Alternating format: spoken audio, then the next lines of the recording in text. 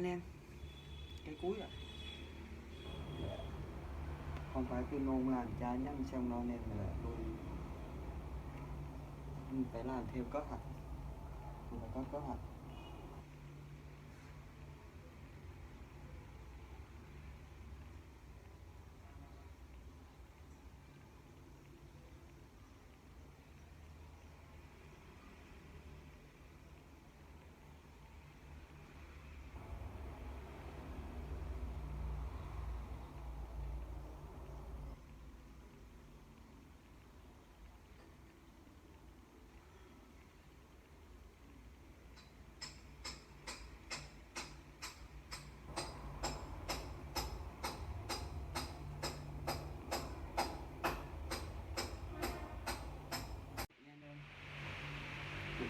Tiếp tục về quân nha. Chúc anh em một buổi chiều mát mẻ nha.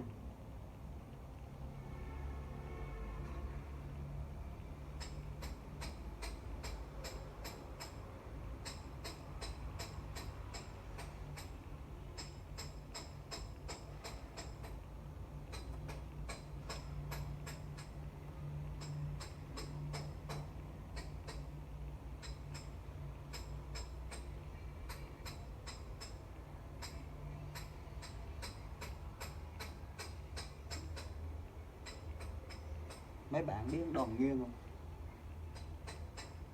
Đồng Nguyên là ông hội sĩ điên đó nha.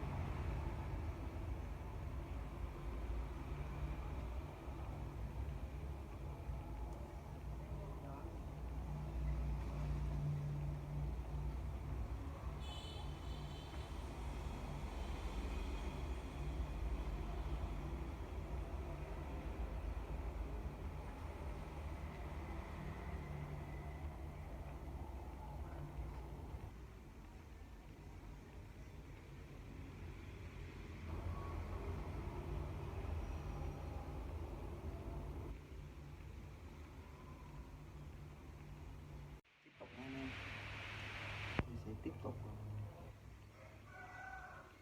nhấc cái quần cho nó trở lại màu đen siêu siêu nha anh em.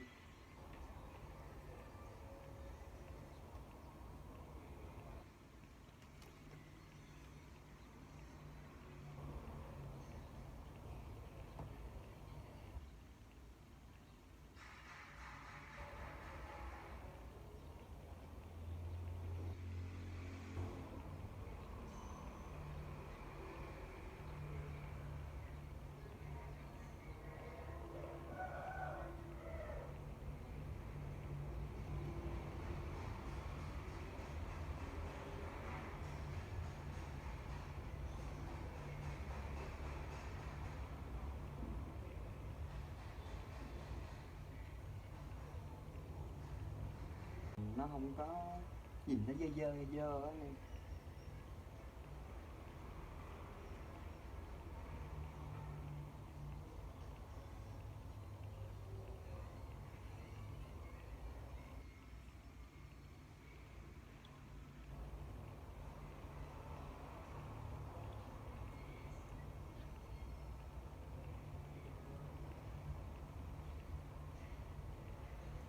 Ở trên mạng bây giờ nó có bán mấy cái loại giấy nhuộm, nhưng mà tôi nghĩ là giấy nhuộm nó mắc lắm anh em, tới 80-90 ngàn một tờ á, mình nhuộm được có mấy món đồ à, nó hơi công nghiệp đó anh em. Tôi rất thích cái sự thủ công hơn nè, thích thủ công hơn.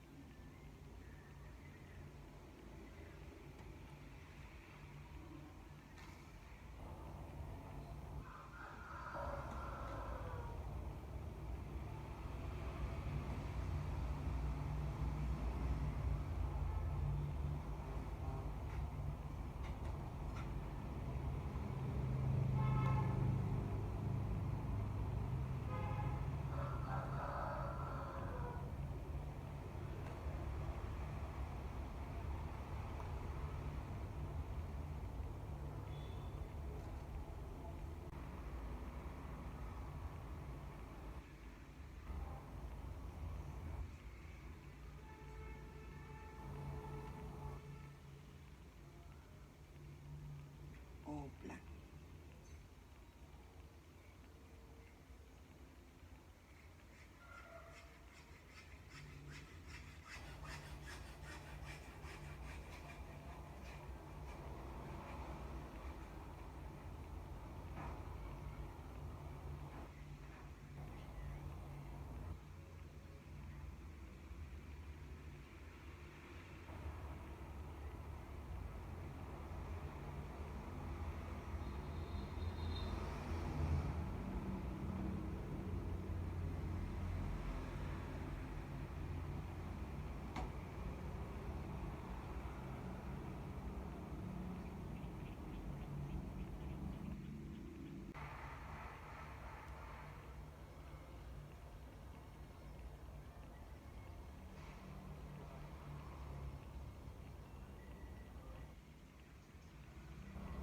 Tính ra nếu mà mua một miếng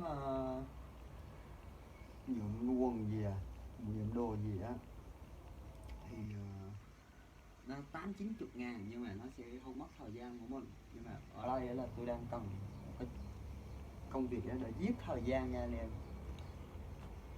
Ở đây rất là ít tốn chi phí nha anh em, nó chỉ hơi tốn công tôi chút thôi, nhưng mà chắc đâu đó cỡ 2 ngàn anh em.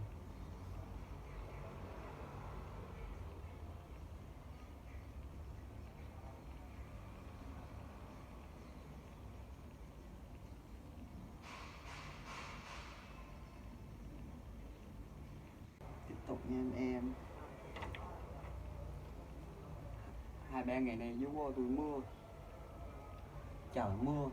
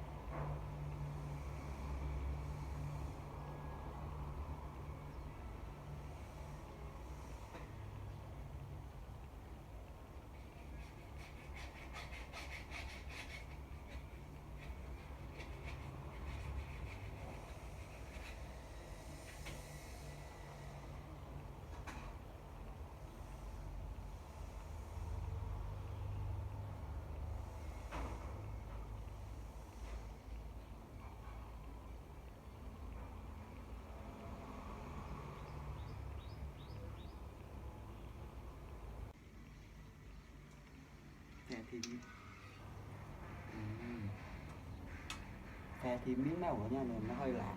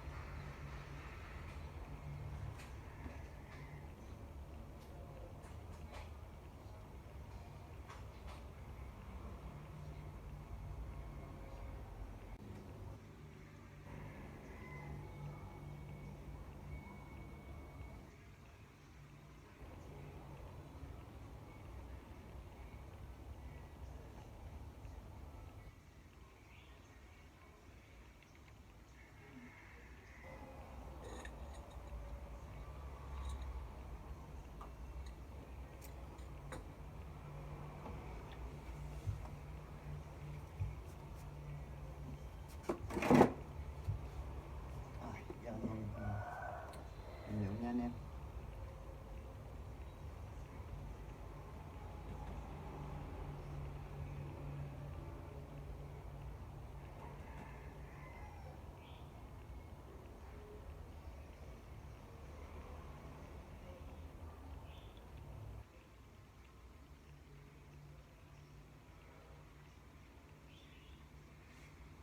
Nó không có nhìn nó dơ dơ á anh em.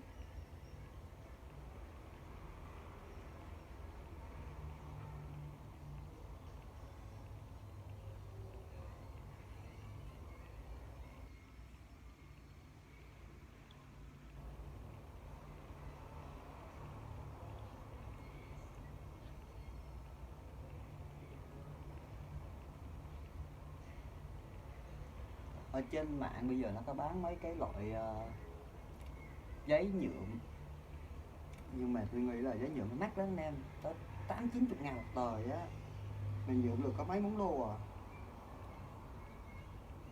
nó hơi công nghiệp đó anh em.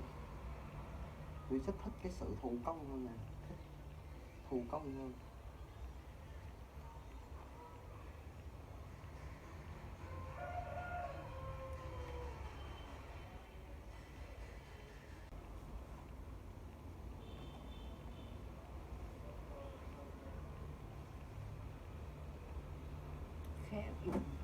Khá là rõ rệt anh em.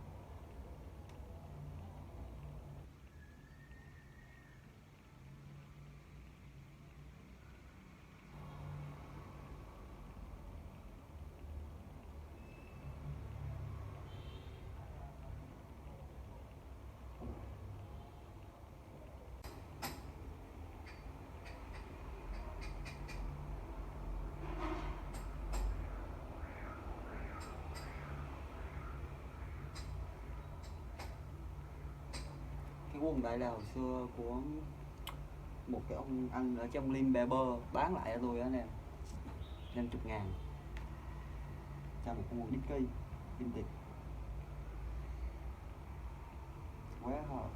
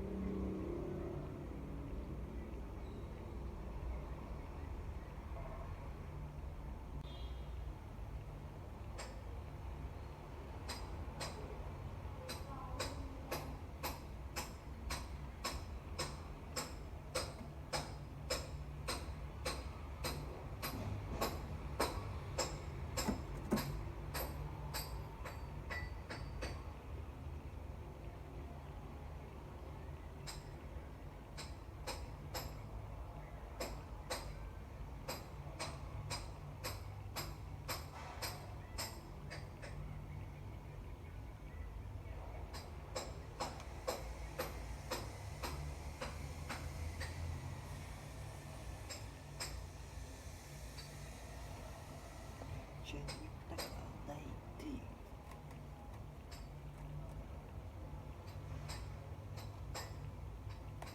ngày tan trong cùng bầu trời mùi xanh đêm chiều ta về.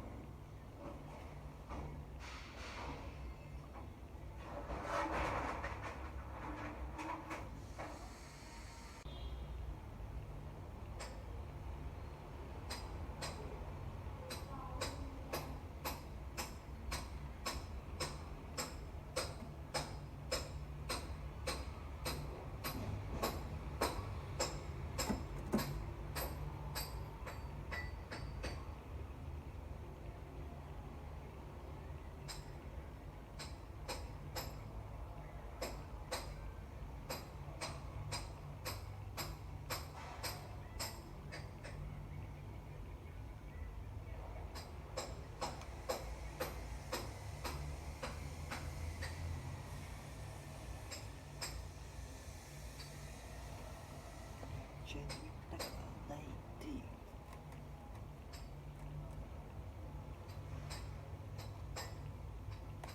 ngày tan trong cùng bầu trời mùi xanh đêm chiều ta về.